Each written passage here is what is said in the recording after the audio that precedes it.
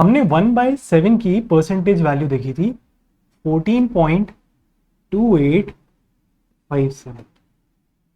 ठीक, मैंने आपसे स्पेशली कहा था कि 1/7 की पूरी परसेंटेज वैल्यू याद रखना। उसका रीजन ये था क्योंकि जैसे हम पिछले केसेस में देखते आ रहे हैं कि हमें 1/7 के साथ 2/7, 3/7, 4/7 and so on up to 6/7 याद होना चाहिए। उसी रीजन को अगर हम यहाँ पे ध्यान में रखें तो 2/7, 3/7, 4/7 थोड़ी डिफिकल्ट वैल्यूज होती है, उन्हें याद करना मुश्किल होता है। तो उन्हें याद करने का एक बहुत ही सिंपल तरीका होता है, वो यहीं से डिराइव होके आता है। वो तरीका क्या है कि 1/7 को अगर आप कैलकुलेटर पे भी डिवाइड करके देखेंगे तो उसकी जो वैल्यू आती है वो आती है 142857, 142857 एंड सो ऑन, ऐसे ही रिपीट होता चला जाता है। ये नेवर एंडिंग टर्म रहती है। जैसे ही मैं बात करता हूं 2/7 की परसेंटेज वैल्यू के केस में 14 इस पूरी वैल्यू का दुगना कर रहे हैं, तो 14 का दुगना कितना होता है? 14 का दुगना होता है 28। क्या इधर पे कहीं पे इस पूरी सीरीज में मुझे कहीं पे भी 28 दिख रहा है? हाँ भैया दिख रहा है। क्या दिख रहा है? 28, और उसके आगे क्या दिख रहा है? 0.57। सो परसेंटेज वैल्यू क्या हो जाएगी? 28.57%। जैसे ही मैंने बात करी 3/7 की, तो 3/7, मुझे पता है 1/7 कितना होता है? 14.28। 14 का 3 गुना कितना होता है? 42। सो अगेन मैं इस सीरीज में देखूं, मुझे कहीं पे 42 दिख रहा है, ये दिख रहा है 4 और 2 42। इसके आगे क्या आ जाएगा? 0.85। तो 3/7 की परसेंटेज वैल्यू क्या हो जाएगी? 42.85%। लाइकवाइज अगर मुझे 4/7 याद करना है, सो मुझे 1/7 याद है। 1/7 इज व्हाट? 14.2857%। 14 का 4 गुना होता है 56। क्या इस पूरी सीरीज में मुझे कहीं भी 56 दिख रहा है? नहीं, 56 तो नहीं दिख रहा, लेकिन 57 दिख रहा है। सो परसेंटेज वैल्यू क्या हो जाएगी? 57। और उसके आगे क्या आता है? उसके आगे आता है 57.14, वापस रिपीट हो जाता है, यानी 57 बाद में फिर से रिपीट हो गया 1428। सो 4/7, सो 4/7 इसकी परसेंटेज वैल्यू क्या हो जाएगी? 57.14%। लाइकवाइज अगर बात करी जाए 5/7, 14 का 5 गुना कितना होता है? 70। 70 यहां पे नहीं दिख रहा, लेकिन 70 के आगे मुझे फिर 71 बनता हुआ दिख रहा है। देखिए 70 नहीं है, लेकिन 70 के आगे क्या है? 71 है, 71.42। सो 71.42, 71.42%। इसी तरीके से अगर 6/7 की परसेंटेज वैल्यू याद करनी हो तो 14 कितना होगा? 84। 84 नहीं आता, 85 यहां पर दिख रहा है। सो 85.71, तो यहां पे परसेंटेज वैल्यू कितनी हो जाएगी? 85.71%। लाइकवाइज अगर 7/7 निकालेंगे तो 14 7 98। 98 नहीं, अरे क्यों सोचना है भैया? 7/7 कितना होगा? 100%, सीधा सीधा। क्लियर है? So this was the whole sole reason जिसकी वजह से हमने परसेंटेज वैल्यू जब 1/7 की याद करी तो अनलाइक अदर्स हमने इसको 4 डेसिमल प्लेसेस तक लेके चले गए। डेसिमल के बाद भी 4 प्लेसेस तक हमने इसको याद किया। रीजन बीइंग कि हमें ये साइकिल याद करने में आसानी है। इसके आगे अगर बात करें 1/8, 1/8 की परसेंटेज वैल्यू कितनी है? 12.5%। 2/8 की परसेंटेज वैल्यू निकालनी है तो 2 और 8 कैंसिल हुआ, 1/4। 1/4 कितना होता है? 25%। 3/8 बहुत ज्यादा यूज होने वाली फ्रैक्शनल वैल्यू है 3/8। इसकी परसेंटेज वैल्यू होती है 37.5%। प्लीज इसे ध्यान रखिएगा, इंपॉर्टेंट है, यूज होता है। 4/8, 4/8 कैंसिल हुआ, 4 से ऊपर नीचे कितना आया? 1/2 विच इज इक्वल टू कितना? 50%। 5/8 ये भी यूज होता है 62.5%। 6/8 ऊपर 2 से कैंसिल 3 टाइम्स, नीचे 2 से कैंसिल 4 टाइम्स, तो 3/4। 3/4 हम याद करके आए ऑलरेडी, कितना है? 75%। 7/8 ये भी इंपॉर्टेंट है 87.5%। एंड 8/8 कितना होगा?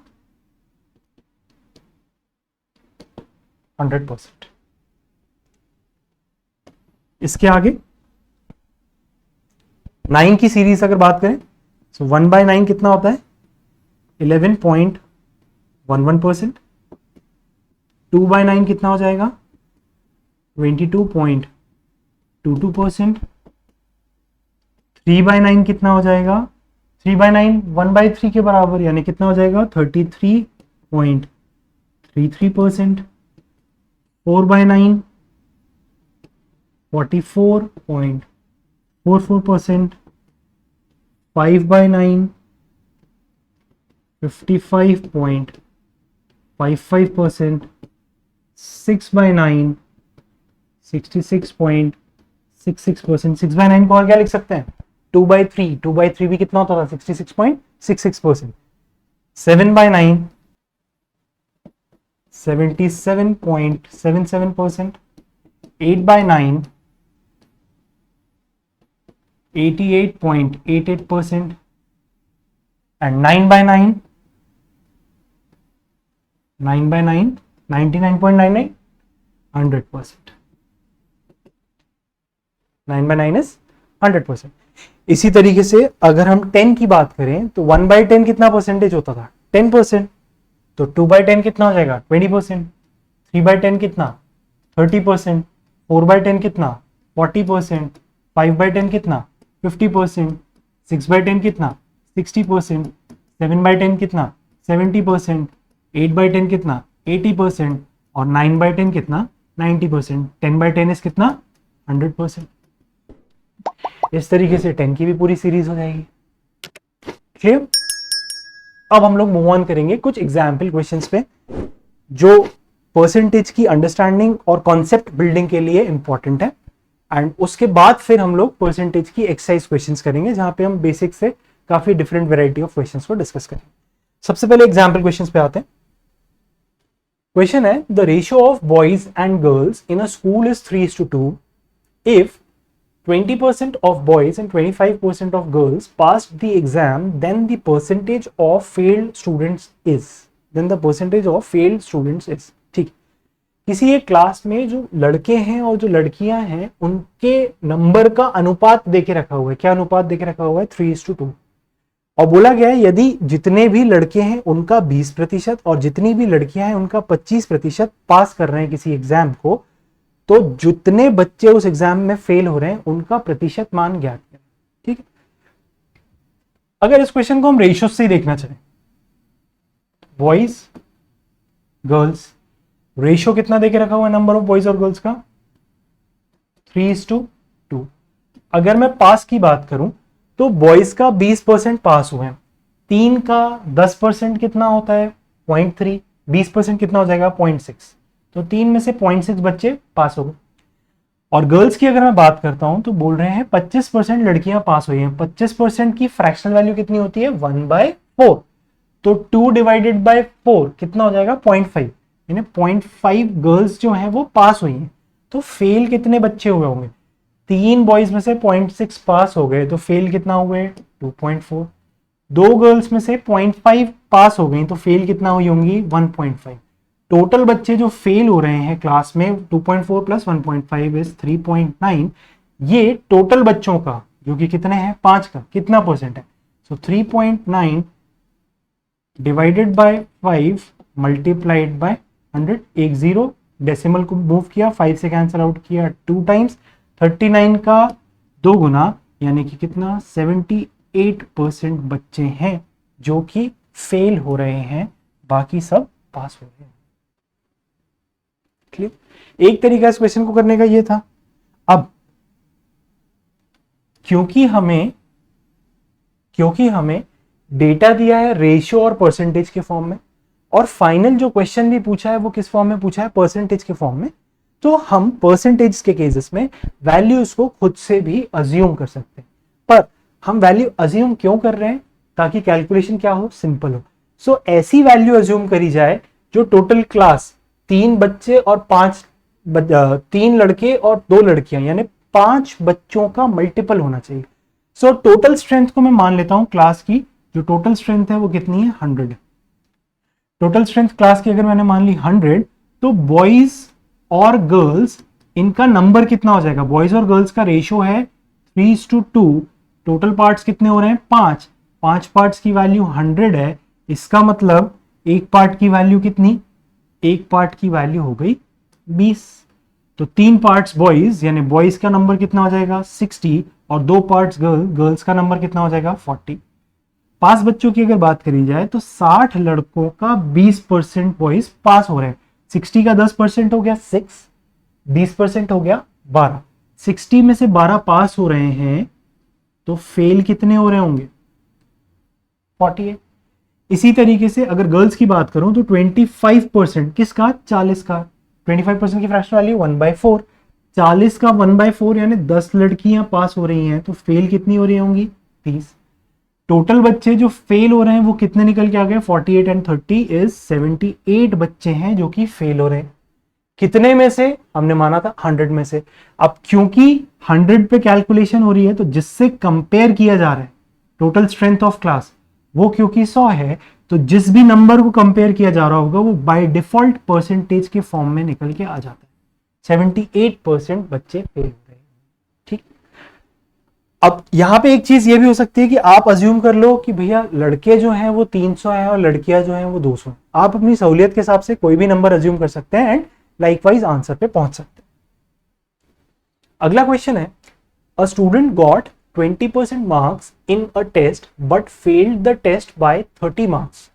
Another student got 32% marks and gets 42 more marks than those required to pass the exam. Then find the total marks. अब अगर इस टाइप के क्वेश्चन को हम स्कूल में कर रहे होते तो कैसे करते, हम लेट कर लेते कि जो टोटल मार्क्स हैं वो x। सो एक बच्चे को 20% मार्क्स मिला, 20% x मिला, और उसके बाद भी वो 30 नंबर से फेल हो रहा है। उसके बाद भी वो 30 नंबर से फेल हो रहा है, यानी जितने भी नंबर इसको मिले हैं, यदि मैं इसमें 30 मार्क्स प्लस कर दूं तो ये पासिंग मार्क्स के बराबर हो जाएगा। सही बात है। और दूसरे बच्चे की जब मैं बात कर रहा हूं तो दूसरे बच्चे को कितना परसेंट मार्क्स मिला है, 32%। किसका, टोटल मार्क्स का। टोटल मार्क्स तो हमने एक्स मान के चले हुए थे, तो इसको 32% मार्क्स मिला हुआ है एक्स का, और इसे पासिंग मार्क्स से 42 मार्क्स ज्यादा मिले हैं। यानी इसके मार्क्स में से अगर मैं 42 मार्क्स कम कर दूं तो ये भी पासिंग मार्क्स के बराबर हो जाएगा। जब ये वाला एक्सप्रेशन पासिंग मार्क्स के बराबर है और ये वाला एक्सप्रेशन भी पासिंग मार्क्स के बराबर है, तो ये दोनों एक्सप्रेशंस आपस में भी कैसे होने चाहिए, बराबर होने चाहिए। That means 20% of x plus 30 is equals to 32% of x minus 42। Minus का 42 इधर आके प्लस हो जाएगा, 20% एक्स उधर जाकर के माइनस हो जाएगा। 32% एक्स में से 20% एक्स माइनस हुआ, यानी बचा कितना 12% एक्स, और 42 इधर आके प्लस हुआ, 42 और 30 कितना होता है 72। 12% एक्स, एक्स यानी क्या, टोटल मार्क्स। टोटल मार्क्स का 12% 72 है। 12 से कैंसिल आउट करूं तो 1% एक्स की वैल्यू आ रही है 6 के बराबर। 12 से कैंसिल आउट किया एक बार, 12 से कैंसिल आउट किया 6 बार। 1% ऑफ एक्स 6 है, तो 100% ऑफ एक्स कितना हो जाएगा 600। यानी कि जो टोटल मार्क्स थे वो कितने निकल के आ गए 600। ठीक। ये एक तरीका था, डिसेंट तरीका था, स्कूल में था, स्टेप्स के नंबर मिलते थे, वहां पे करना बनता। ठीक। और स्टेप के नंबर मिल जाते, फुल मार्क्स मिलते। वेरस कॉम्पिटिटिव एग्जाम की बात करें तो यहां पे इस तरीके से सॉल्व करना बिल्कुल गलत है, क्योंकि आपकी रेस मोस्टली जो है वो अगेंस्ट टाइम है। सो यहां पे तो आप इतनी स्टेप्स करके अपना टाइम किल कर रहे हो। सो इस क्वेश्चन को करा कैसे जाए, इस क्वेश्चन को अगर करना है सो हम एक लॉजिकल अप्रोच लगा सकते हैं। हमने एजेस के टॉपिक में एक नंबर लाइन वाला कॉन्सेप्ट सीखा, उस नंबर लाइन वाले कॉन्सेप्ट को यहाँ पे कैसे यूज कर सकते हैं। अब स्कूल का एग्जाम है या कोई सा भी एग्जाम है जहां पे नेगेटिव मार्किंग नहीं है, बोल कहीं क्वेश्चन में नहीं बताया है कि नेगेटिव मार्किंग नहीं, तो जिस एग्जाम में नेगेटिव मार्किंग नहीं है उस एग्जाम में मिनिमम कोई कम से कम कितने नंबर ला सकता है 0, और ज्यादा से ज्यादा मैक्सिमम कितने नंबर ला सकता है 100%। 100 मार्क्स नहीं ला सकता, मैक्सिमम ला सकता है 100% मार्क्स। अब अगर एग्जाम 700 नंबरों का है तो मैक्सिमम मार्क्स कितने 700 ला पाएगा। अगर एग्जाम 500 नंबर का है तो मैक्सिमम कितने 500 नंबर ला पाएगा। लेकिन अगर परसेंटेज में बात करें तो मैक्सिमम 100% मार्क्स स्कोर किए जा सकते हैं। ठीक। पासिंग मार्क्स क्या है मुझे नहीं पता, यहां कहीं पे होंगे पासिंग मार्क्स। अब किसी एक स्टूडेंट ने 20% मार्क्स स्कोर किए, 20% मार्क्स स्कोर किए और वो फेल हुआ, यानी कि पासिंग मार्क्स से ज्यादा स्कोर किया है कि पासिंग मार्क्स से कम स्कोर किया? जाहिर सी बात है पासिंग मार्क्स से कम स्कोर हुआ इसलिए फेल हुआ। अब नंबर लाइन का कॉन्सेप्ट क्या कहता है? नंबर लाइन का कॉन्सेप्ट कहता है कि जो भी नंबर बड़ा होगा वो टुवर्ड्स राइट होगा और जो भी नंबर छोटा होगा वो टुवर्ड्स लेफ्ट होगा। ठीक उसी हिसाब से पासिंग मार्क्स बड़ा है तो फेल जितना इसने स्कोर किया 20% मार्क्स, इससे राइट हैंड पे है पासिंग मार्क्स। और इन दोनों के बीच में ये जो अंतर है, इन दोनों के बीच में ये जो अंतर है क्वेश्चन में बोल के रखा हुआ है कि 30 नंबर से फेल हुआ है, यानी ये जो अंतर है ये 30 मार्क्स का अंतर। अगर ये 30 मार्क्स और आ जाते तो ये इसके मार्क्स भी पासिंग मार्क्स के बराबर हो जाते। यहां तक हम साथ में। दूसरा बच्चा जो कि 32% नंबर लेके आ रहा है, दूसरा बच्चा जो कि 32% लेके आ रहा है, 32%, वो पासिंग मार्क्स से ज्यादा स्कोर कर, पासिंग मार्क्स से ज्यादा स्कोर कर रहा है, यानी पासिंग मार्क्स से टुवर्ड्स राइट उसका स्कोर कहीं पे लाई कर रहा होगा। सो पासिंग मार्क्स से टुवर्ड्स राइट उसका स्कोर लाई कर रहा है। और पासिंग मार्क्स से कितने नंबर ज्यादा आए हैं? तो पासिंग मार्क्स से उसके 42 मार्क्स ज्यादा है, 42 मार्क्स ज्यादा है। अब अगर मैं परसेंटेज में कंपेयर करूं तो परसेंटेज में उसने पुराने वाले बच्चे से ज्यादा कितना स्कोर किया? 12%। और असली मार्क्स में अगर मैं देखूं तो पुराने बच्चे से ज्यादा कितना स्कोर कर रहा है? 30 नंबर ये और 42 नंबर ये। 30 और 42 कितना? 72 मार्क्स। 12% यदि 72 मार्क्स के बराबर है तो 1% की वैल्यू कितनी? 6 नंबर। और 100% की वैल्यू कितनी? 600 नंबर। यानी उस एग्जाम में मैक्सिमम कितने मार्क्स का एग्जाम था? 600 नंबर का एग्जाम। अब एक चीज आप लोग सोच सकते हो कि सर नंबर लाइन ये तो ड्रॉ करने में कितना टाइम लगेगा? भैया नंबर लाइन ड्रॉ इसलिए कर रहे हैं क्योंकि मैं आपको यहाँ पे समझा रहा हूं, ये चीज ड्रॉ करने की नहीं है, ये चीज विजुअलाइज करने की है दिमाग में। देखिए पूरा सिलेबस जो हम लोगों ने डिजाइन किया है वो इस तरीके से डिजाइन किया है कि कैलकुलेशन को कैसे आप मिनिमम कर सकें, किस तरीके से कैलकुलेशन को कम से कम कर सके और ज्यादा से ज्यादा चीजें मेंटली ही कर सके, ताकि आप पेन और पेपर के साथ ज्यादा टाइम वेस्ट ना करें। इसी वजह से ये जो नंबर लाइन वाला कॉन्सेप्ट है ये आपको सिखाने के लिए मैं बता रहा हूं। ये चीज आप दिमाग में विजुअलाइज कर सकते हो but it will require some due practice. Otherwise ये पूरा ड्रॉ नहीं करना, ये तो दिमाग में बनने वाली है सारी चीजें और दिमाग में ही आपको पता चलेगा 12% की वैल्यू 72 है। और अगर आपकी कैलकुलेशन अच्छी हो जाती है तो ये कैलकुलेशन भी दिमाग में ही होगी। दैट सिंपली मीन्स ये पूरा क्वेश्चन आप ओरली कर सकते हो। कैसे करोगे? एक बच्चा फेल हुआ, एक बच्चा पास हुआ, इसको मिले 20% नंबर, इसको मिले 32% नंबर, ज्यादा कितना है? 12% है। अब मार्क्स में बात करें ज्यादा कितना है? ये वाला बच्चा पासिंग मार्क्स से 30 नंबर कम है, वेरस ये वाला बच्चा पासिंग मार्क्स से 42 नंबर ज्यादा है। तो इन दोनों के बीच का जो इफेक्टिवली डिफरेंस हो गया वो 30 और 42 यानी कि 72 नंबरों का हो गया, 72 नंबरों का हो गया। परसेंटेज वाइज 12 था, एक्चुअली में 72 है। 12 से कैंसिल आउट किया तो 1% 6 के बराबर, 100% 600 के बराबर। Next question, if the price of a commodity is raised by 20%, find by how much percent a householder should reduce consumption of that commodity so that the total expenditure does not increase. यदि किसी वस्तु की कीमत 20% से बढ़ा दी जाए तो ज्ञात कीजिए कि एक गृहस्वामी को उस वस्तु की खपत कितने प्रतिशत कम करनी चाहिए ताकि कुल व्यय में वृद्धि ना हो, कुल व्यय में वृद्धि ना हो। अब इस टाइप के क्वेश्चन को करने के लिए हमें एक कॉन्सेप्ट, एक प्रिंसिपल को सीखने की जरूरत है। ऑल्दो हम प्रोपोर्शनैलिटी में वो ऑलरेडी सीख के आए हैं, बट फिर से क्योंकि अब ये बहुत ज्यादा यूज होती है और इसके बेसिस पे बहुत अच्छे अच्छे क्वेश्चंस भी सॉल्व हो जाते हैं, सो इसको अपन एक बार दोबारा दोहराते हैं कि वो प्रिंसिपल है क्या। जब भी कहीं पे आपको इस तरीके की इक्वेशन देखने को मिले, a into B is equals to c, जहां पे ये जो c है ये कांस्टेंट है, ये चेंज नहीं होने वाला, वहां पे a is inversely proportional to b, वहां पे एक रिलेशनशिप होता है a और b में, और वो रिलेशनशिप क्या कहता है, क्या कहलाता है? इनवर्स प्रोपोर्शनैलिटी का। कहती क्या है इनवर्स प्रोपोर्शनैलिटी? इनवर्स प्रोपोर्शनैलिटी कहती है कि जिस भी अनुपात में a बदलेगा, जिस भी अनुपात में a बदलेगा, ठीक विलोमानुपात, रिवर्स रेशो में, उल्टे रेशो में, ऑपोजिट रेशो में b चेंज हो। ठीक ऑपोजिट रेशियो में बी चेंज होगा। माइंड यू वैल्यूज की बात नहीं कर रही, एक्स से वाई होके वाई से एक्स, वैल्यूज की बात नहीं चल रही है, रेशियो की बात चल रही है। इसका रेशियो अगर एक्स इज टू वाई हुआ, पहले केस में ए एक्स था, दूसरे केस में ए वाई हो गया, तो ratio x is to y, तो बी का उल्टा हो जाएगा रेशियो, बी का रेशियो हो जाएगा वाई इज टू एक्स, यानी पहले केस में बी का रेशियो वाई होगा और दूसरे केस में बी का रेशियो एक्स हो जाएगा। ये इनवर्स प्रोपोर्शनैलिटी कहती है। अब ये चीज कहां लग सकती है? ये चीज मल्टीपल जगहों पे लगा सकते हैं। हमने पार्टनरशिप का कॉन्सेप्ट पढ़ा था, पार्टनरशिप में हमने क्या पढ़ा था? Investment into time is directly proportional to profit. यदि प्रॉफिट को कांस्टेंट कर दिया जाए, यदि प्रॉफिट को आप नहीं बदलेंगे, तब उस सूरत में भी जिस अनुपात में, जिस रेशियो में इन्वेस्टमेंट चेंज होगा, ठीक उल्टे रेशियो में टाइम को बदलना पड़ेगा। और कहां ये देख सकते हैं? ये हमने टाइम एंड वर्क में भी देखा। टाइम एंड वर्क में क्या होता है? Total work is equals to efficiency into time. Total work is equals to efficiency into time.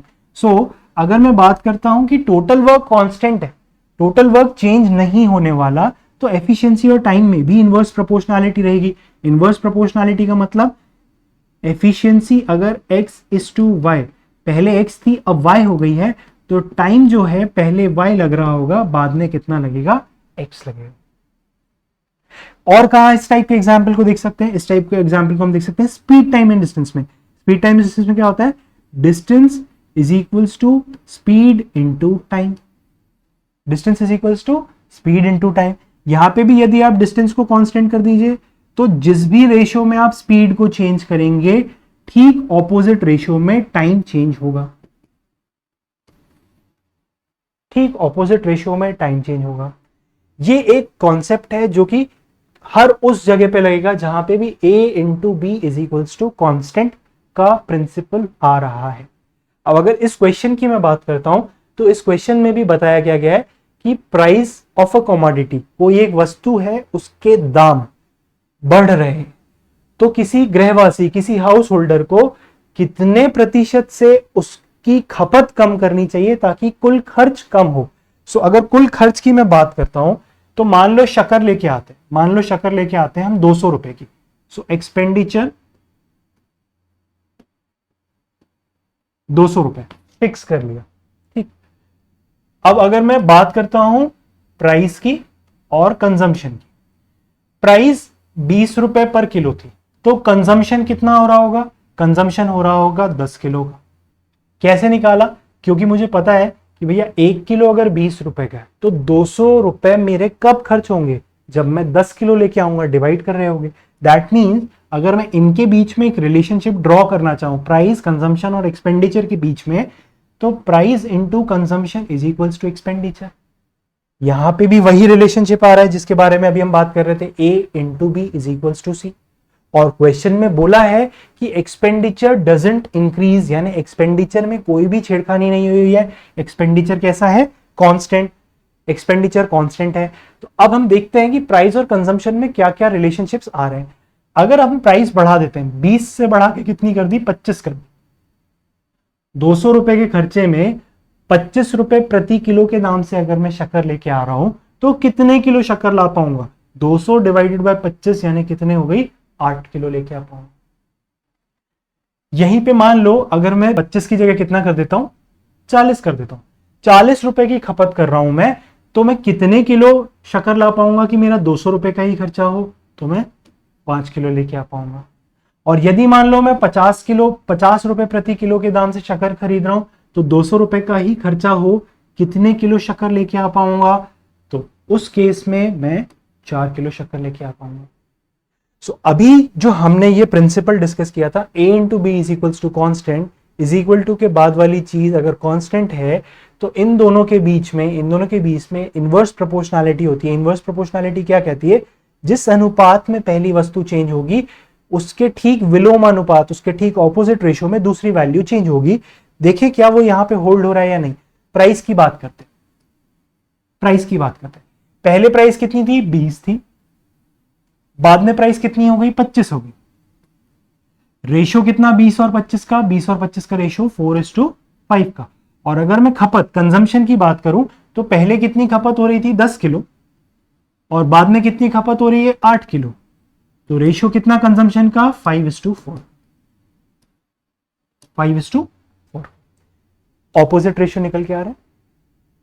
तो जो हमने पढ़ा वो होल्ड हो रहा है, चेक कर ले और आगे वाले एग्जांपल्स में भी चेक कर लेते हैं कि प्राइस 40 थी फिर 50 हो गई, 40 थी फिर 50 हो गई, तो रेशियो कितना आ गया 4:5 का आ गया। अगर मैं खपत की रेशियो देखूं तो खपत पहले 5 किलो हो रही थी, अभी कितनी हो रही है 4 किलो, तो रेशियो कितना आ गया 5:4 का आ गया। यहां पे भी होल्डर है। आप कहोगे सर ये तो सेम ही रेशियोज ले लिया आपने, ठीक है भैया यहां से देख लो 25 और 40 इनको कंपेयर कर लेते हैं। पहले प्राइस थी 25, बाद में प्राइस कितनी हो गई 40, रेशियो कितना होता है 5:8 का। अब अगर कंजम्पशन की बात करूं तो जब 25 रुपए प्रति किलो की शक्कर थी तो कंज्यूम कितने हो रहे थे 8 किलो, और जब 40 रुपए प्रति किलो की शक्कर हुई तो कंजम्पशन कितना हो गया 5 किलो। देखो अभी भी रेशियो उल्टा आ रहा है। नहीं, आप 25 और 50 को कंपेयर करके देख लो। 25 और 50 के केस में क्या आ जाएगा, प्राइस थी पहले 25, बाद में कितनी हो गई 50, रेशियो कितना 1:2 का। पहले कंज्यूम कितना कर रहा था 8 किलो, बाद में कंज्यूम कितना कर रहा है 4 किलो, तो 8 और 4 रेशियो कितना 2:1 का, 2:1 का। सो जो प्रिंसिपल हमने सीखा वो प्रिंसिपल क्या कहता है कि जहां कहीं भी, और जहां कहीं के मैंने आपको एग्जांपल्स भी दे दिए कि कहां कहां पे ऐसा देखने को मिलता है। क्यों दिए, क्योंकि वहां पे जब देखने को मिलेगा तो मैं बार बार एक्सप्लेन नहीं करता फिरूंगा, ऑलरेडी मैं वो एग्जांपल्स यहाँ पे इंट्रोड्यूस कर चुका हूं। सो वहां पे मैं सिर्फ रेफरेंस दूंगा। जहां पर भी हमें इस टाइप की इक्वेशन देखने को मिलती है कि एक नंबर और दूसरे नंबर इनका मल्टीप्लीकेशन हो रहा है और इज इक्वल टू के बाद जो चीज आ रही है वो कांस्टेंट है, तो पहले और दूसरे नंबर के बीच में एक रिलेशनशिप होल्ड होता है। उस रिलेशनशिप को कहते हैं इनवर्स प्रोपोर्शनैलिटी, यानी विलोमानुपात। तो जिस अनुपात में, जिस रेशियो में पहला नंबर चेंज होगा, ठीक ऑपोजिट या विलोम अनुपात में दूसरा नंबर चेंज होगा। कहां कहां ये देखने को मिल सकता है, पार्टनरशिप में हमने देखा था कि प्रॉफिट जो होता है वो बराबर होता है या डायरेक्टली प्रोपोर्शनल होता है इन्वेस्टमेंट इनटू टाइम के। तो यदि प्रॉफिट को चेंज नहीं किया जाए तो इन्वेस्टमेंट और टाइम इन दोनों में भी इनवर्स प्रोपोर्शनैलिटी होगी। लाइकवाइज अगर टाइम एंड वर्क के टॉपिक को देखा जाए तो टोटल वर्क क्या होता था, एफिशिएंसी इनटू टाइम। सो अगर टोटल वर्क कांस्टेंट रख लोगे तो एफिशिएंसी और टाइम में भी इनवर्स प्रोपोर्शनैलिटी देखने को मिलेगी। स्पीड टाइम डिस्टेंस में distance is equals to speed into time. अगर आप स्पीड में कोई रेशियो का चेंज करोगे तो ठीक ऑपोजिट रेशियो का चेंज आपको टाइम में देखने को मिलेगा यदि डिस्टेंस कांस्टेंट है तो। वही चीज परसेंटेज के केस में हमने यहां पे देखी कि price into consumption is equals to total expenditure हो रहा है। यदि टोटल खर्चे को कांस्टेंट रखना है तो जिस रेशियो में प्राइस चेंज होगी ठीक ऑपोजिट रेशियो में कंजम्पशन चेंज होगा। यहां पर भी इनवर्स प्रोपोर्शनैलिटी होल्ड होगी। ठीक है, सो इस लॉजिक के चलते अगर हम इस क्वेश्चन को सॉल्व करने जाएं तो हमसे क्वेश्चन में बोला है कि प्राइस में वृद्धि हुई है। कितने की वृद्धि हुई है 20%। 20% की फ्रैक्शनल वैल्यू कितनी होती है 1/5। कंपेयर किसको कर रहे हैं, इंक्रीज को। इंक्रीज को कंपेयर कर रहे हैं, किससे कंपेयर कर रहे हैं, ओरिजिनल प्राइस से। तो ऊपर जो न्यूमरेटर में है ये क्या होगा इंक्रीज, और डिनोमिनेटर में जो है ये क्या होना चाहिए ओरिजिनल प्राइस। तो ओरिजिनल प्राइस यदि मान लीजिए 5 रुपए थी तो इंक्रीज कितने का हुआ 1 का, यानी जो नई प्राइस होगी वो नई प्राइस कितनी आ जाएगी 6 की। सो प्राइस का जो रेशियो आ रहा है वो कितना आ रहा है 5:6 का। सो प्रोपोर्शनैलिटी या इनवर्स प्रोपोर्शनैलिटी के हिसाब से अगर एक्सपेंडिचर चेंज नहीं हो रहा, कंजम्पशन का रेशियो कितना आ जाना चाहिए 6:5 का। अब क्वेश्चन क्या कह रहा है, क्वेश्चन कह रहा है if the price of a commodity is raised by 20%, by how much percent a householder should reduce the consumption। यानी कंजम्पशन की एक्चुअल वैल्यू नहीं बतानी, हमें सिर्फ बताना है परसेंटेज वाइज कितना परसेंटेज कम हुआ। इंक्रीज कितना हुआ 20%, फ्रैक्शनल वैल्यू थी 1/5, 5 पे इंक्रीज हुआ 1 का यानी 6, 5:6 प्राइस का रेशियो। कंजम्पशन का रेशियो कितना आ गया 6:5। तो घटा कितना है कंजम्पशन, पहले 6 किलो ला रहा था 5 किलो ला रहा है, डिक्रीज कितना हुआ 1 किलो डिक्रीज हुआ, कितने पे डिक्रीज हुआ 6 पे, यानी कंजम्पशन 1/6 से डिक्रीज हुआ है विच इज इक्वल टू 16.66%। 16.66% से खपत जो है वो कम हो रही होगी। ठीक, अब इसी चीज को रेशो में करने का एक तरीका था जो मैंने आपको बता दिया, इनवर्स प्रोपोर्शनैलिटी को। ये जो इनवर्स प्रोपोर्शनैलिटी है इसको रेशियो में एक्सप्रेस कैसे किया जाता है वो मैंने आपको बता दिया, ये होती है इनवर्स प्रोपोर्शनैलिटी। लेकिन इनवर्स प्रोपोर्शनैलिटी को ही फ्रैक्शन में भी एक्सप्रेस किया जा सकता है। क्या कह रहा हूं, इसका मतलब सिंपल ये है कि जब a into B is equals to constant है, तो अभी हमने देखा था कि a और b इनवर्सली प्रोपोर्शनल होंगे, a और b इनवर्सली प्रोपोर्शनल होंगे।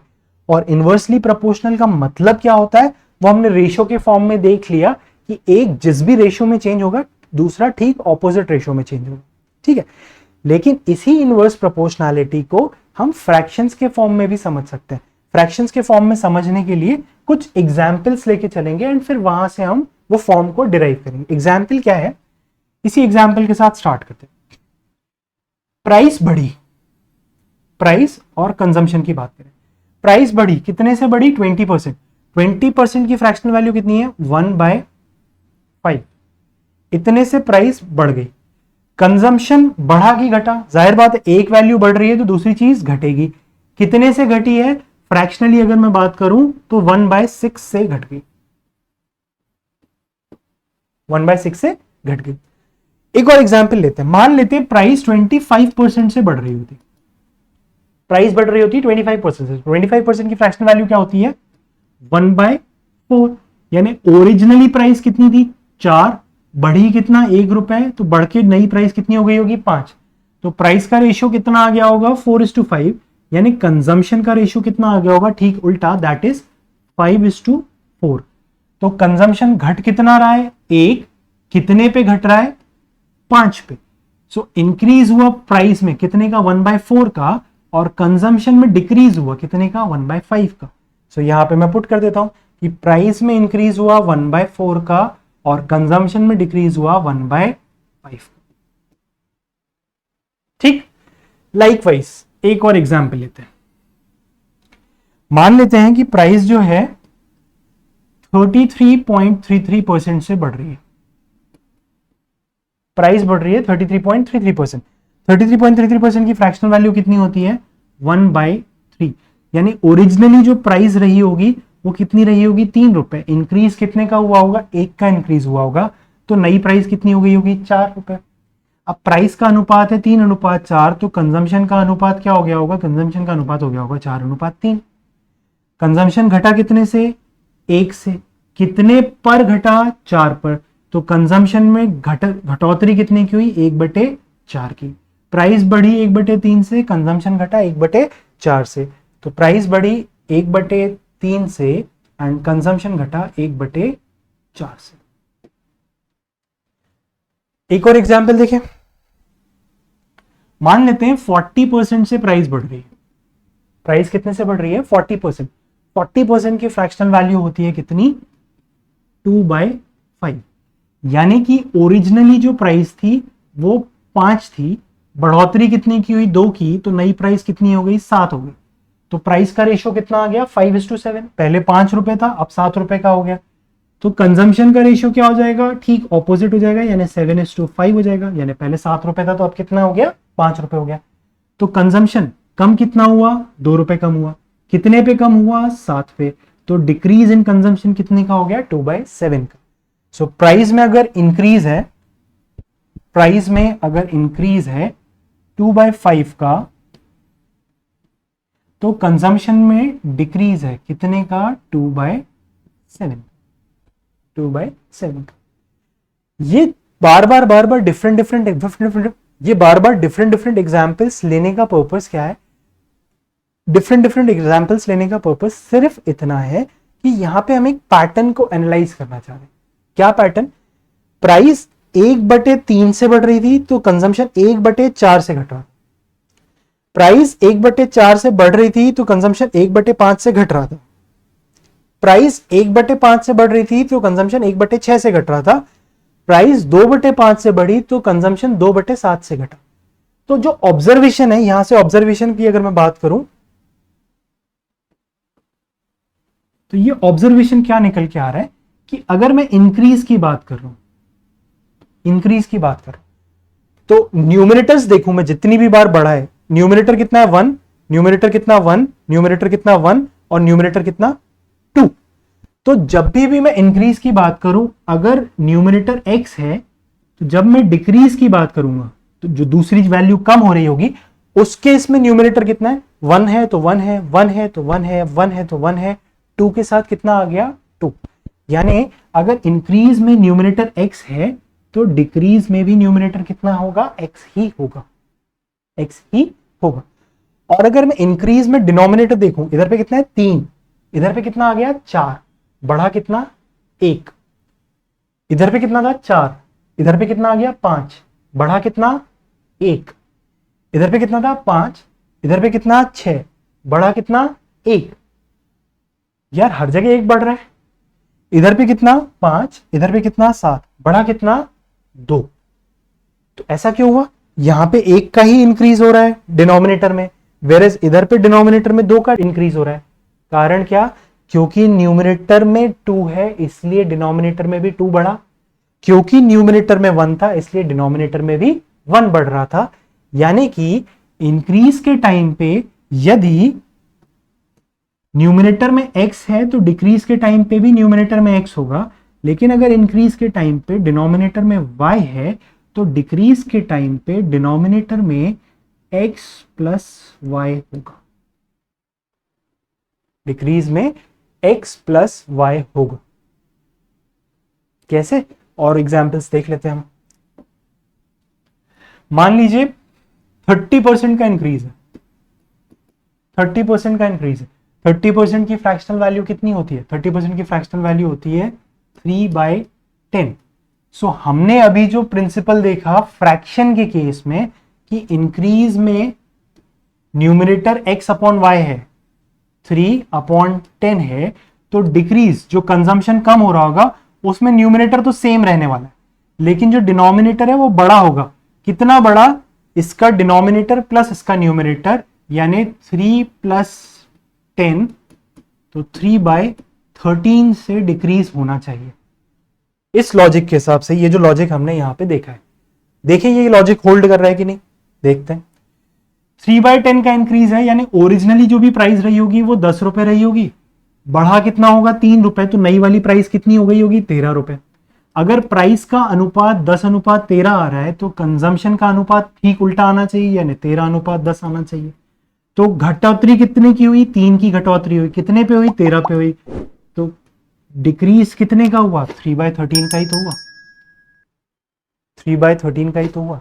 सो दैट मीन्स ये जो हमने ऑब्जर्वेशन ड्रॉ किया है इन सारे एग्जाम्पल से वो बिल्कुल होल्ड करता है, ये बिल्कुल होल्ड करता है। ऑब्जर्वेशन क्या है कि अगर दो नंबर्स जो आपस में इनवर्सली प्रोपोर्शनल हैं, यानी आपस में विलोमानुपात रखेंगे, उस केस में अगर एक को आप बढ़ा रहे हो किस फ्रैक्शन से, x अपॉन y इस फ्रैक्शन से, तो करस्पॉन्डिंगली दूसरा वाला घटेगा। कितने फ्रैक्शन से घटेगा, x upon x plus y इस फ्रैक्शन से घटेगा। मान लीजिए अगर मुझे डिक्रीज देके रखा हुआ है, तो मान लीजिए अगर मुझे इंक्रीज नहीं दे करके इनने मुझे एग्जाम्पल में ही डिक्रीज दे दिया, इनने कहा कि जो प्राइस ऑफ अ कमोडिटी है वो कम हुई है, कितने परसेंटेज से कम हुई है, लेट सपोज इनने हमें बताया 37.5% से कम हुई। इनने हमें बताया कि प्राइस किसी कमोडिटी की 37.5% से कम हुई है। अब 37.5% की जो फ्रैक्शनल वैल्यू है वो हम सीख के आए हैं, कितनी है 3/8। 37.5% की फ्रैक्शनल वैल्यू क्या है 3/8। सो हमारे इस प्रिंसिपल के हिसाब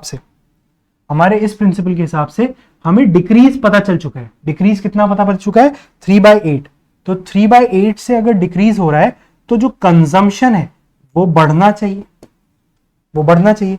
न्यूमरेटर तो दोनों का सेम रहेगा, इंक्रीज और डिक्रीज का, तो कंजम्पशन, प्राइस डिक्रीज हो रही थी तो कंजम्पशन बढ़ रहा है। न्यूमरेटर दोनों का सेम रहेगा, इंक्रीज और डिक्रीज के केस में, तो न्यूमरेटर इधर 3 है तो इधर भी न्यूमरेटर 3 आ गया। डिक्रीज के केस में डिनोमिनेटर बड़ा होता है और इंक्रीज के केस में डिनोमिनेटर छोटा होता है। कितना छोटा होता है, जितना न्यूमरेटर होता है उतना ही छोटा होता है, यानी 8 में से 3 कम 5 होना चाहिए। तो कंजम्पशन 3/5 यानी कि 60% से बढ़ना चाहिए। कंजम्पशन कितने से बढ़ना चाहिए? 60% से। रेशियो से करके देखें क्या हमने जो डिराइव किया है वो सही डिराइव किया है या नहीं किया। रेशियो कह रहा है कि रेशियो से कैसे करेंगे, प्राइस का रेशियो देके रखा हुआ है 3/8, यानी ओरिजिनली जो प्राइस थी वो 8 थी, 3 रुपए कम हो गई तो नई प्राइस कितनी हो गई? 5 रुपए हो गई। अगर प्राइस का रेशियो 8:5 है तो कंजम्पशन का रेशियो कितना आ जाएगा? 5:8। यहां पे घटौतरी कितने की हुई है? 3 की घटौतरी हुई है। कितने पे हुई है? 5 पे हुई है, यानी कितना परसेंट आ गया? 60% आ गया। यही चीज हमने यहां पे ड्रॉ करी। सो दैट मीन्स ये जो हमने डिड्यूस किया है, ये जो ऑब्जर्वेशन हमारा निकल के आया है, ये बिल्कुल होल्ड करता है।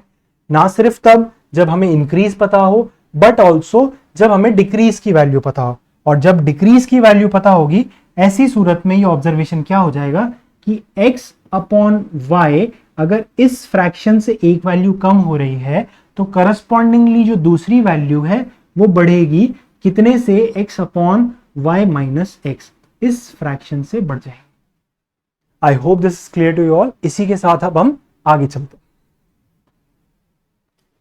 क्वेश्चन है, the number of seats in a cinema hall is increased by 25%.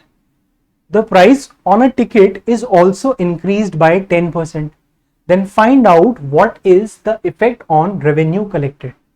अब देखिए ये क्वेश्चन और पिछला क्वेश्चन बिल्कुल आइडेंटिकल है। क्यों?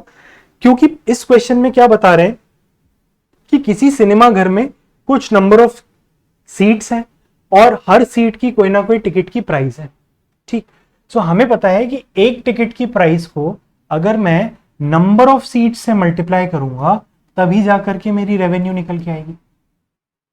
क्या पता है हमें कि एक टिकट की प्राइस को अगर मैं नंबर ऑफ टिकट से खरीद मल्टीप्लाई करूंगा तो जाकर के मेरी रेवेन्यू निकल के आएगी। अब इस क्वेश्चन में जो डिफरेंस है, छोटा सा डिफरेंस है, वो ये है कि आपसे बोला है कि number of seats in a cinema hall is increase और price on a ticket is also increase, यानी कि ये तो बढ़ रहा है और ये भी बढ़ रहा है। तो क्या ऐसी सूरत में ये चीज कांस्टेंट रहेगी? क्या ऐसी सूरत में इज इक्वल टू के बाद वाली चीज कांस्टेंट रहेगी? इज इक्वल टू के बाद वाली चीज कांस्टेंट नहीं रहेगी। पीछे का जो भी चीजें होल्ड कर रही थी वो सारी चीजें सिर्फ उस प्रिंसिपल पे होल्ड करती हैं कि इज इक्वल टू के बाद वाली चीज कांस्टेंट हो। यहां पे तो ये पूछ रहे हैं कि रेवेन्यू जो जनरेट होगी यानी जो आमदनी बढ़ेगी उसमें कितने प्रतिशत की वृद्धि आएगी। ठीक है भैया, निकाल के देख लेते हैं। तो price into number of ticket is equal to revenue generated. Price की अगर मैं बात करूं तो प्राइस दिया इनने 25% का इंक्रीज है। 25% का इंक्रीज है। 25% की फ्रैक्शनल वैल्यू होती है 1/4, यानी कि पहले अगर 4 रुपए की टिकट थी तो 1 रुपए बढ़ के अब टिकट कितने की हो गई? 5 रुपए की हो गई। लाइकवाइज अगर नंबर ऑफ सीट्स की बात करें तो नंबर ऑफ सीट्स में इंक्रीज दिया हुआ है 10% का, और 10% की फ्रैक्शनल वैल्यू कितनी होती है? 1/10। इसका मतलब पहले यदि 10 टिकट्स थी तो एक टिकट बढ़ गई है, एक कुर्सी हमने बढ़ा दी है, तो अभी टिकट्स कितनी हो गई हैं? 11 टिकट्स हो गई हैं। अब टोटल अगर मैं रेवेन्यू की बात करूं तो टोटल रेवेन्यू कैसे निकलेगा? प्राइस को नंबर से मल्टीप्लाई करना है, तो प्राइस और नंबर को आपस में मल्टीप्लाई कर लो। 4 इंटू 10 कितना? 40। 5 इंटू 11 कितना? 55। रेवेन्यू बढ़ा कि घटा? बढ़ा। कितना रेवेन्यू बढ़ रहा है? 15 रुपए बढ़ रहा है। कितने पे बढ़ रहा है? 40 पे बढ़ रहा है, मल्टीप्लाइड बाय 100। यही परसेंटेज हमें कैलकुलेट करना है। सो 10 कैंसिल, 150/4, 150 का आधा कितना? 75, 75 का आधा कितना? 37.5, यानी 37.5% का इंक्रीज रेवेन्यू में देखने को मिलेगा। रेवेन्यू में 37.5% का इंक्रीज देखने को मिलेगा। ठीक, एक तरीका इस क्वेश्चन को सॉल्व करने का ये था जहां पे हमने सीधा रेशियोज लगाए। दूसरा तरीका क्या हो सकता है? दूसरा तरीका हो सकता है, क्योंकि हम परसेंटेज पढ़ रहे हैं, हमें डेटा परसेंटेज के फॉर्म में दिया हुआ है और हमसे फाइनली जो आंसर पूछा है वो भी परसेंटेज के फॉर्म में पूछा गया है, तो हम वैल्यूज को अपनी सहूलियत के हिसाब से खुद भी कुछ अज्यूम कर सकते हैं। हम मान लेते हैं कि रेवेन्यू जो है वो 100 रुपए है और एक टिकट का प्राइस जो है वो 10 रुपए है, और नंबर ऑफ टिकट्स कितनी हो जाएंगी? वो भी 10 ही हो जाएंगी। तभी तो रेवेन्यू 100 रुपए का निकल के आ जाएगा। हाँ या ना? अब आपसे बताया गया क्वेश्चन में कि प्राइस जो है वो बढ़ाया है, कितने परसेंट से बढ़ाया है इनने प्राइस? 25% से बढ़ाया है। तो 10 का 25%, 100 का 25% 25 होता है, तो 10 का 25% कितना हो जाएगा? 2.5 से इनने प्राइस बढ़ा दिया, तो नया प्राइस कितना आ जाएगा? 12.5, राइट। और नंबर ऑफ टिकट्स जो थी इनने 10% से बढ़ा दी। 10 का 10% कितना होता है? एक से जब ये इंक्रीज हुआ तो नंबर ऑफ टिकट्स कितनी हो गई? 11 हो गई। अब ऐसे में टोटल रेवेन्यू कितना जनरेट हो रहा है, इसको मल्टीप्लाई कर लो। 12.5 का मल्टीप्लीकेशन 11 में नहीं करके 10 में कर लो, तो 125 हो जाएगा। और 12.5 इंटू 1 रह गया था, 1 से और मल्टीप्लाई कर लो तो 12.5। 125 और 12.5 वैल्यू कितनी आ गई? 137। इंक्रीज कितने का हुआ है? 37.5 का हुआ है। कितने पे हुआ है? 100 पे। सीधा सीधा परसेंटेज में 37.5% का इंक्रीज। अब यहां पे एक सवाल उठना चाहिए कि सर 100 ही क्यों अज्यूम किया? 100 इसलिए अज्यूम किया क्योंकि मुझे प्राइस और नंबर ऑफ टिकट के बीच में कोई रेशो दे के नहीं रखा था, तो मैं कुछ भी डालूं कोई फर्क नहीं पड़ने वाला। इस वजह से मैंने 100 किया, और ताकि कैलकुलेशन के टाइम पे जो इंक्रीज आए वो सीधा सीधा परसेंटेज के फॉर्म में आ जाए, इस वजह से मैंने रेवेन्यू को 100 अज्यूम किया। आप लोग रेवेन्यू को कुछ और भी अज्यूम कर सकते हो जो आप चाहें। इनके अलावा, इन दो तरीकों के अलावा एक तीसरा तरीका और इस क्वेश्चन को सॉल्व करने के लिए यूज किया जा सकता है। उस तरीके को समझने के लिए हम इसी एग्जाम्पल को लेकर के चलते हैं कि प्राइस मान लेते हैं 10 रुपए है और नंबर ऑफ टिकट्स मान लेते हैं 10 है। रेवेन्यू कितनी जनरेट होगी? रेवेन्यू कितनी हो जाएगी? 100 रुपए जनरेट हो जाएगी। ठीक, मान लीजिए मैं प्राइस में वृद्धि कर रहा हूं 10% की। प्राइस में वृद्धि कितने की कर रहा हूं? 10% की। सो 10 का 10% कितना होता है? 1। टोटल प्राइस कितनी हो गई? 11। मैं नंबर ऑफ टिकट्स में कोई छेड़खानी नहीं कर रहा। नंबर ऑफ टिकट्स में मैं कोई भी छेड़खानी नहीं कर रहा हूं, तो नंबर ऑफ टिकट्स में नो चेंज, तो टोटल नंबर ऑफ टिकट्स 10 की 10 ही नहीं। अब जो रेवेन्यू जनरेटेड है वो रेवेन्यू जनरेटेड कितनी आ गई? रेवेन्यू जनरेटेड आ गई 110 रुपए की। रेवेन्यू जनरेटेड कितने की आ गई? 110 रुपए की। प्राइस में जो इंक्रीज हुआ था वो कितने का हुआ था? 10% का। और फाइनल जो रेवेन्यू है, फाइनल रेवेन्यू में अगर मैं इंक्रीज देखूं तो कितने परसेंट का इंक्रीज देखने को मिल रहा है? 100 रुपए की चीज 110 में बिक रही है, कितना इंक्रीज है? 10 का, यानी कितना परसेंट का इंक्रीज है? 10% का इंक्रीज। कितने परसेंट का है? 10% का इंक्रीज है। सो जो सीखने वाली चीज है, वो सीखने वाली चीज, इधर से जो इन्फ्रेंस ड्रॉ करने वाली चीज है वो क्या है कि कोई एक नंबर है, इसका मल्टीप्लीकेशन किया किसी दूसरे नंबर में, इज इक्वल्स टू कोई एक तीसरा नंबर बन के आ गया। आप जितने भी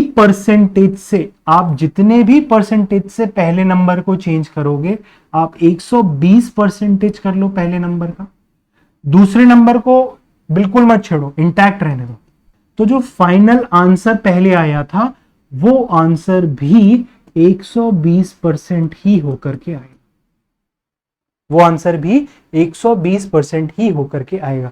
ये हमें यहां से इन्फ्रेंस ड्रॉ करना था कि आपने सिर्फ प्राइस में चेंज किया कितने का? 10% का, तो आपको रेवेन्यू में भी चेंज करने को मिला, चेंज देखने को मिला। कितने का मिला? 10% का चेंज देखने को। ठीक, सो हमने क्या देखा? हमने देखा कि जब एक वैल्यू में किसी सर्टेन परसेंटेज का इंक्रीज आ रहा है तो उतना ही परसेंटेज का इंक्रीज फाइनल प्रोडक्ट में भी आ रहा है, उतने ही परसेंटेज का इंक्रीज फाइनल प्रोडक्ट में भी आ रहा है। अब इसके आगे अगर हम बात करते हैं कि हम दूसरी वैल्यू को भी इंक्रीज कर रहे हैं, लेट सपोज अभी 20% से हमने ए को बढ़ाया, अब 10% से हम बी को भी बढ़ा रहे हैं। सो वैल्यूज यही लेके चले, प्राइस मान ली हमने कितनी? 10, और नंबर ऑफ सीट्स मान ली कितनी? 10। तो टोटल जो रेवेन्यू जनरेट हो रहा था वो कितना निकल के आ रहा था? 100। एक वैल्यू को हमने बढ़ाया 20% से, तो प्राइस बढ़ा 20% से, यानी कि नया प्राइस कितना हो गया? 20% से इंक्रीज होकर के नया प्राइस कितना हो गया? 12। अगर हम नंबर ऑफ सीट्स को चेंज नहीं करते हैं तो सीट्स कितनी है? 10। 12 इंटू 10, रेवेन्यू कितना हो गया? 120। रेवेन्यू में भी कितने परसेंटेज का चेंज देखने को मिला? हमें 20% का चेंज देखने को। अब अगर मान लो हम साथ ही साथ सीट्स को भी बढ़ा देते हैं, यानी प्राइस तो 12 है लेकिन सीट्स को भी हमने बढ़ा दिया 10% से, तो जैसे ही सीट्स को 10% से बढ़ाया, 10 का 10% होता है एक से इंक्रीज हुआ 11, तो नया जो रेवेन्यू जनरेट होकर आया वो कितना आया 12 इंटू 11 यानी कि 132। तो शुरुआत से अगर मैं देखूं, इस पॉइंट से अगर मैं देखता हूं तो 120 से 132 हुआ है, 120 से 132 यानी इंक्रीज यहां पे भी 10% का ही देखने को मिलेगा। इसको बढ़ाया कितने से 10% से, 10% से बढ़ाया तो इंक्रीज 10% का ही देखने को मिला। लेकिन अगर मैं शुरुआत से नोटिस करता हूं कि शुरुआत से, तो ओरिजिनल दो नंबर्स का मल्टीप्लिकेशन हो रहा था और एक नंबर तैयार होकर आ रहा था। एक को बढ़ाया 20% से, दूसरे को बढ़ाया 10% से, तो ओवरऑल जो इंक्रीज देखने को मिला, ओवरऑल इंक्रीज 100 की चीज 132 में मिल रही है। तो 20 और 10 30 नहीं मिलकर के हमें 32% का इंक्रीमेंट देखने को, 20% का ये इंक्रीमेंट था, 10% का ये इंक्रीमेंट था, तो 20 और 10 30% का इंक्रीमेंट दिखना चाहिए था, बट असली में इंक्रीमेंट कितना देखने को मिल रहा है 32% का इंक्रीमेंट देखने को। ऐसा क्यों हो रहा है? ऐसा इसलिए हो रहा है क्योंकि ये जो 10% बढ़ा है, ये 10% ओरिजिनल वैल्यू तो बढ़ी है, 100 रुपए तो 10% से बढ़ ही रहे हैं 10 रुपए, लेकिन ये जो 20 रुपए इंक्रीज हो चुका था, ये जो 20 रुपए इंक्रीज हुआ था, इसका भी 10%, इसका 10% यानी 2 रुपए, 2 रुपए ये भी बढ़ा है, जिसकी वजह से जो ओवरऑल चेंज देखने को मिल रहा है वो हमें 10% की जगह 12% का देखने को। अरे बात समझ में? सो इसको कंप्यूट करने के लिए एक डायरेक्ट फॉर्मूला भी है, इसको कैलकुलेट करने के लिए एक डायरेक्ट फॉर्मूला भी है। वो डायरेक्ट फॉर्मूला क्या है कि यदि कोई एक नंबर उसको आप किसी परसेंटेज से चेंज करते हो, किसी परसेंटेज से चेंज करते हो और उसके बाद उसी नंबर को फिर किसी दूसरे परसेंटेज से चेंज करते हो, तो एक इफेक्टिव चेंज को कैलकुलेट करने के लिए एक डायरेक्ट जो फॉर्मूला है वो है x% plus y% plus xy divided by 100%। इतने परसेंटेज का आपको ओवरऑल चेंज देखने को मिलेगा। x% plus y% plus xy divided by 100%, इतने परसेंट का आपको ओवरऑल चेंज देखने को मिलेगा। इस फॉर्मूले में अगर ये वैल्यूज मैं पुट करता हूं, तो पहले जो चेंज किया था वो कितने का किया था हमने 20% का, तो x की जगह कितना आ गया 20%। बाद में जो हमने चेंज किया वो 10% का किया, तो y की जगह कितना आ गया 10% प्लस 20 इंटू 10 कितना हो गया 200, 200 बटे 100 कितना 2%, तो 10 और 20 30, 30 और 2 कितना 32% का चेंज देखने को मिलेगा, 32% का चेंज देखने को मिलेगा। सो अगर यही चीज मैं इस क्वेश्चन में लगाना चाहूं, तो मुझे पता है number of seats in a cinema hall is increase by 25%। Revenue नहीं बढ़ा है 25% से, नंबर ऑफ सीट्स बढ़ रही है 25% से, बट क्योंकि number of seats multiplied by एक टिकट की प्राइस रेवेन्यू बनता है, इसलिए जितने भी परसेंटेज का चेंज करोगे नंबर ऑफ सीट्स में, उतने ही परसेंटेज का चेंज देखने को मिलेगा आपको रेवेन्यू में। सो अगर मैं क्वेश्चन में बोल रहा हूं कि नंबर ऑफ सीट्स 25% से बढ़ी हैं, इसका सीधा सीधा मतलब रेवेन्यू भी 25% से बढ़ा है। उसके बाद बोला कि प्राइस ऑन अ टिकट, एक टिकट के जो दाम है वो 10% से बढ़े, यानी रेवेन्यू फिर से 10% से बढ़ा है, यानी वो एक ही नंबर है, उससे पहले आपने 25% से बढ़ाया, अब उसे आप 10% से बढ़ा रहे हो, तो आपसे पूछ रहे हैं उसमें इफेक्टिवली चेंज कितना आएगा, तो फॉर्मूला लगा लो सीधा सीधा 25% प्लस 10% प्लस 25 इंटू 10 250 बटे 100 यानी 2.5%, टोटल कितना 35 प्लस 2.5 37.5% का इंक्रीज देखने को मिलेगा, 37.5% का इंक्रीज देखने को मिलेगा। Clear? I hope this formula is clear. अच्छा, मान लीजिए अगर इस केस में एक वैल्यू बढ़ रही है और दूसरी वैल्यू घट रही है, तब क्या होगा? मान लीजिए नंबर ऑफ सीट्स जो हैं वो 25% से बढ़ रही हैं और प्राइस ऑफ अ टिकट वो 10% से कम हो रही है। ऐसी सूरत में रेवेन्यू पे क्या फर्क पड़ेगा? ऐसी सूरत में रेवेन्यू पे क्या फर्क पड़ेगा? सो मुझे क्या पता है, नंबर ऑफ सीट्स अगर 25% से बढ़ रही है, इसका मतलब रेवेन्यू भी 25% से बढ़ रहा है, और जब प्राइस 10% से कम हो रही है यानी रेवेन्यू 10% से कम हो रहा है, यानी एक ही नंबर को पहले 25% से बढ़ा रहा हूं फिर 10% से कम कर रहा हूं। सो इसमें भी फॉर्मूला लगा सकते हैं कि जो वैल्यू इंक्रीज हो रही है उसको रख लो प्लस में, इंक्रीज वाली वैल्यू रखी हमने प्लस में, और जो वैल्यू डिक्रीज हो रही है उसको रख लो माइनस में, -10%, प्लस एक्स इंक्रीज 25 इंटू -10, क्यों माइनस, क्योंकि डिक्रीज हो रहा है, अपॉन 100, इतना परसेंटेज का आएगा।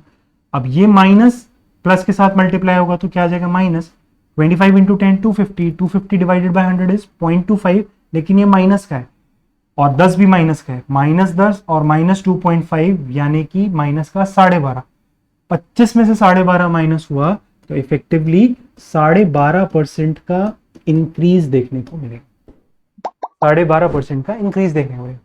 कैसे करना है, आप वैल्यू भी अज्यूम कर सकते हो। रेवेन्यू मान लो 100 रुपए था, नंबर ऑफ सीट्स आपने 10% से बढ़ाई, 25% से बढ़ाई, तो रेवेन्यू भी 25% से बढ़ेगा, यानी कितना हो जाएगा, 125 हो जाएगा।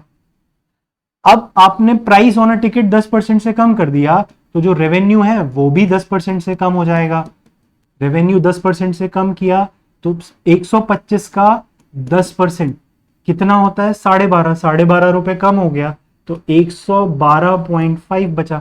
112.5 कितने से आया है, सीधा 100 से आया है, तो यहां से इंक्रीज देखने को मिल रहा है कितना, 12.5 का। इफेक्टिवली इंक्रीज कितना है, 12.5% का इंक्रीज, 12.5% का इंक्रीज देखने को हमें मिल रहा है। क्लियर। सो ये एक फॉर्मूला है, कई बार काम में आता है, इसलिए इसे ध्यान में रखना बहुत जरूरी है। इसी के साथ अगले क्वेश्चन पे चलें।